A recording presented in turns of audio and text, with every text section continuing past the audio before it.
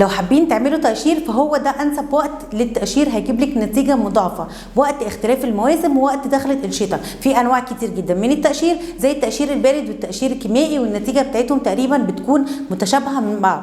لو انتوا اول مره تشوفوني، انا علاء جمال سكين كير اند هير ثيرابيست، ويلا بينا نتكلم على فوائد التقشير. امتى استخدم التقشير او امتى اعرف ان بشرتي محتاجه ان هي تتقشر؟ لو عندك تصبغات او كلف او نمش سطحي يعني مش موجود تحت الجلد. ازاي هعرف ده؟ ده بيبان في الكشف.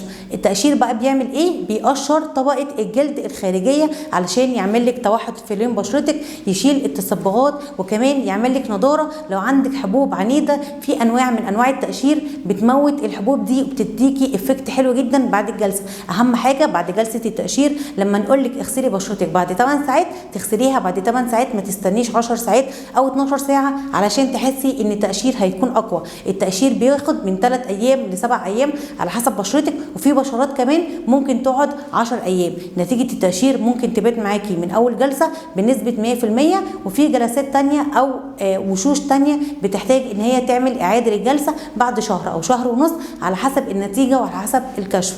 الجلد بتاعك ممكن يفتحها من اول مره وممكن يحتاج مره تانية زي ما قلت لك.